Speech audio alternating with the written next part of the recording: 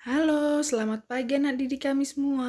Semoga kalian sehat dan tetap semangat dalam mengikuti APP pada pagi hari ini.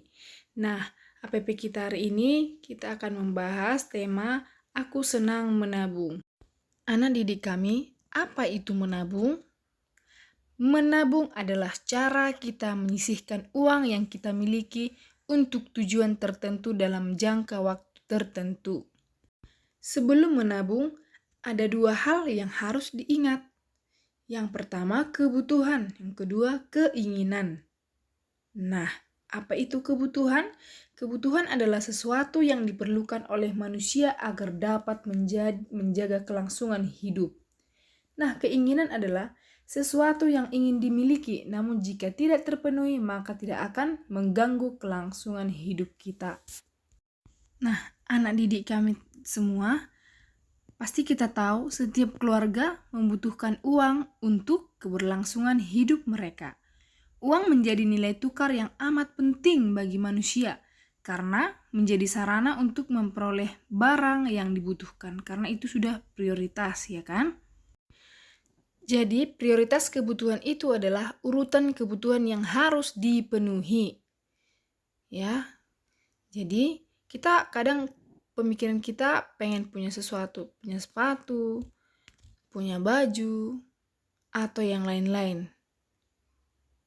Makanya kita harus menabung mulai dari sekarang. Nah, menabung itu harus sabar, ya anak-anak ya. Apa saja manfaat yang bisa didapatkan dari menabung?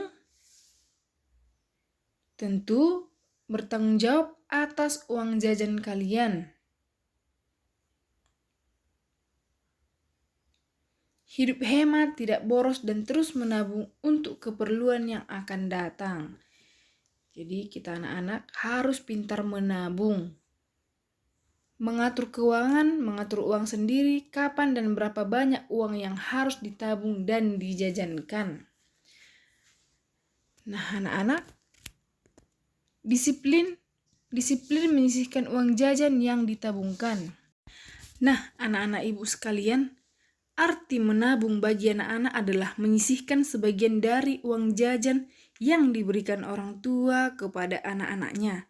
Ada banyak manfaat yang diperoleh setiap anak jika ia rajin menabung. Salah satunya ialah mengajarkannya untuk hidup hemat. Dengan hidup hemat, anak diajak untuk berusaha menyisihkan sedikit uangnya untuk ditabung. Apalagi pada masa APP kita ini, kita diminta untuk menyisihkan uang tabungan kita untuk tujuannya memberikan kepada orang-orang yang membutuhkan. Ya, di masa prapaskah ini kita diminta memberikan sebagian dari rezeki kita. Nah, anak-anak, dengan demikian, jika sejak usia dini anak telah dilatih untuk hidup hemat dan mau menabung, maka kebiasaan itu menjadi keutamaan dalam dirinya.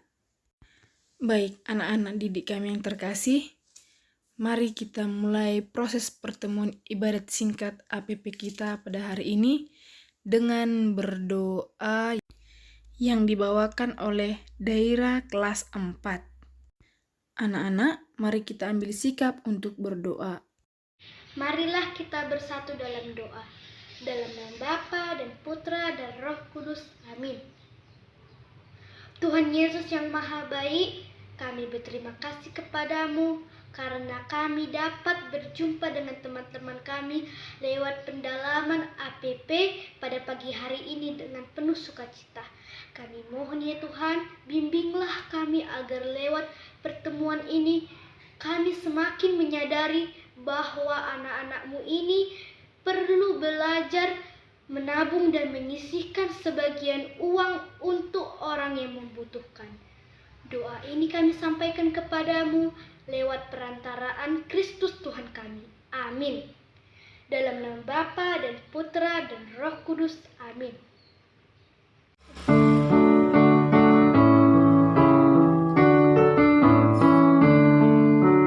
Biar anak-anak datang kepadaku.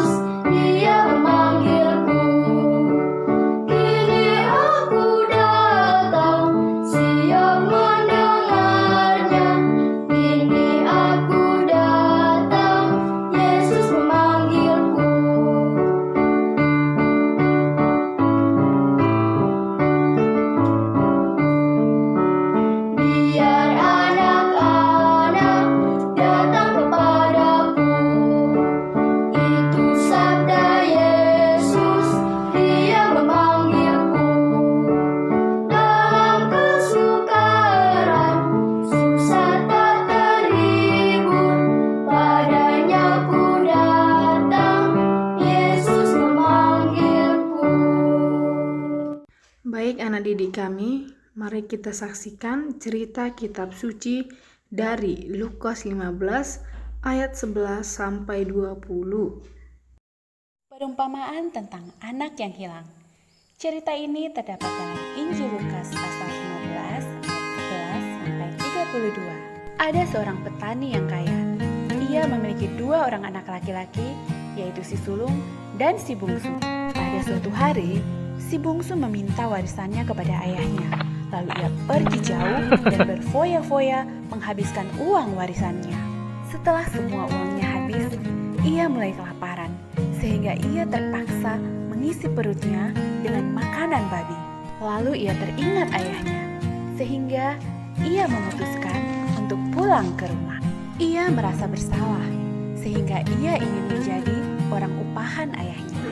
Saat melihat si bungsu datang, sang ayah yang rindu itu lari menyambut dan memeluk mencium si bungsu. Saat si sulung kembali dari ladang, ia mendengar suara musik dan tarian dari dalam rumah. Ia memanggil seorang pelayan dan bertanya, "Apa yang sedang terjadi?" Sang pelayan menjawab, "Adik tuan telah kembali ke rumah dan ayahmu telah mengadakan pesta penyambutan yang meriah karena adikmu telah kembali dengan selamat." Maka si sulung menjadi kesal dan marah. Ia tidak mau masuk ke dalam rumah, tetapi ayah keluar dan memanggilnya. "Anakku." Si sulung yang marah itu berkata, "Aku telah bertahun-tahun bekerja keras untuk ayah dan menuruti semua perintah ayah. Tetapi ayah belum pernah sekalipun mengadakan pesta untukku. Tetapi kenapa adik kembali dari menghamburkan uang dan berfoya-foya, ayah malah menyambut dan mengadakan pesta untuknya? Aku tidak mengerti, ayah."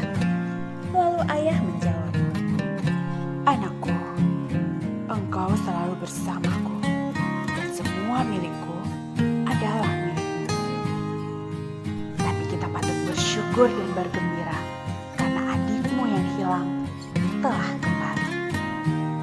Adik-adik, si bungsu adalah anak yang egois dan tamak, sedangkan si sulung adalah anak yang iri hati dan cemburu. Tetapi ayah tetap menyayangi keduanya. Seperti Tuhan yang selalu mengasihi kita, menunggu kita menyadari kesalahan dan memperbaiki kesalahan kita, dan mengampuni kita dengan tulus. Baik, anak-anak yang terkasih, sekarang kita masuk ke pertanyaan kitab suci. Yang pertama, berapa orang anak sang ayah yang terdapat dalam perumpamaan di atas? Ayo, berapa orang? Ada 2 orang, yaitu si sulung dan si bungsu. Pertanyaan yang kedua, apa yang diminta oleh si anak bungsu kepada ayahnya? Ternyata si bungsu tersebut meminta milik yang menjadi haknya, yaitu harta itu ya. Sesudah memperoleh harta itu, apa yang dilakukan si anak bungsu? Ayo, apa? Ia pergi menjual seluruh hartanya, lalu pergi ke negeri untuk berfoya-foya. Apa yang terjadi sesudah si anak bungsu itu berfoya-foya? Yang terjadi adalah bencana kelaparan. Anak-anak ibu yang terkasih, begitulah nasib orang yang tidak menghargai uang. Si anak bungsu yang memperoleh uang dari ayahnya pergi untuk berfoya-foya, menghabiskan harta orang tuanya sehingga ia jatuh miskin dan menderita. Nah, kita juga memperoleh uang dari orang tua kita. Jadi, kita harus menggunakan uang pemberian orang tua secara hemat. Jadi, sebagai anak-anak Tuhan, kita harus menghormati uang. Caranya ialah dengan berhemat sehingga uang yang kita miliki dapat kita simpan dan boleh juga diberikan kepada orang yang membutuhkan sebagian dari yang kita tabung. Baik, anak-anak ibu yang terkasih, yang menjadi kesimpulan pendalaman APP kita pada hari ini adalah slogan hidup tidak hanya hari ini, sangat cocok untuk kita dalam mempersiapkan kita ketika kita menghadapi kekurangan. Salah satu untuk menghadapi kekurangan adalah menabung. Dengan menabung, kita mempersiapkan bekal di masa yang akan datang, sehingga ketika kita mengalami kekurangan, kita bisa menggunakan tabungan yang sudah kita persiapkan. Sebagai seorang anak Kristiani yang dikasihi Tuhan, sebaiknya kita menabung untuk mempersiapkan hidup yang lebih baik di masa depan. Kebahagiaan dan kesejahteraan menjadi tujuan hidup kita di masa depan. Mari anak-anak kami, kita menyampaikan doa-doa permohonan kita. Yang pertama, bagi para pemimpin gereja. Tuhan, semoga Engkau membantu para pemimpin gereja yang senantiasa mengajari kami berdoa. Semoga mereka sehat dan bisa membantu melayani kami setiap hari. Amin. Bagi orang tua kami, ya Tuhan, karena orang tua kami yang baik, kami dapat hidup. Mereka juga telah merawat, membesarkan, dan menyekolahkan kami. Kebutuhan kami juga sudah mereka lengkapi. Tuhan, semoga mereka sehat dan mudah rezeki, sehingga kami dapat belajar dengan baik. Amin. Bagi kami sendiri, Tuhan Yesus yang baik, kami telah bermain dan mendengarkan sabda-Mu. Kami telah Engkau ajari agar kami menggunakan uang dengan seperlunya. Semoga kami semakin senang menabung agar kelak uang yang kami miliki itu dapat kami pakai untuk kami gunakan dengan baik. Amin. Allah Bapa yang memelihara hidup kami, inilah doa-doa dan harapan kami. Semoga Engkau mengabulkannya bagi kami, agar kami dapat hidup dengan bahagia, sebab Engkaulah Tuhan kami, kini dan sepanjang masa. Amin.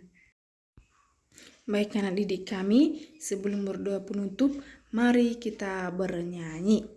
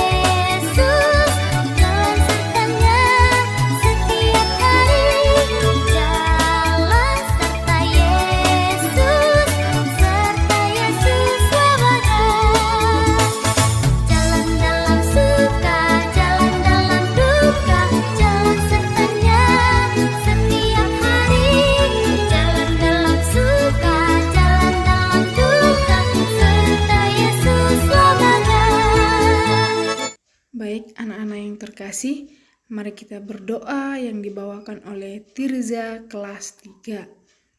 Marilah kita bersatu dalam doa. Dalam nama Bapa dan Putra dan Roh Kudus. Amin.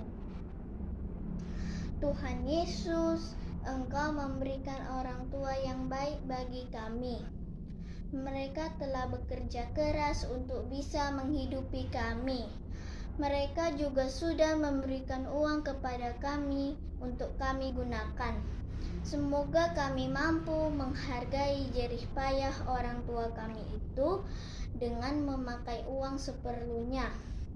Dengan demikian, kami dapat menabung dan kelak uangnya dapat kami gunakan untuk membeli sesuatu yang kami butuhkan di sekolah. Amin. Dalam nama Bapa dan Putra dan Roh Kudus. Amin. Baik anak didik kami semua, sekian pertemuan kita hari ini. Semoga pertemuan kita ini bermakna bagi kita semua dan dapat kita terapkan dalam hidup kita. Sedikit pengumuman buat anak didik kami. Bagi anak-anak kami yang sudah mengumpulkan aksi puasa di rumah, sudah boleh datang mengantarkan ke sekolah. Dan batas akhir pengumpulan aksi puasa tanggal 31 Maret 2021. Jangan lupa ya, Nak. Terima kasih, salam sehat dan salam damai buat kita semua.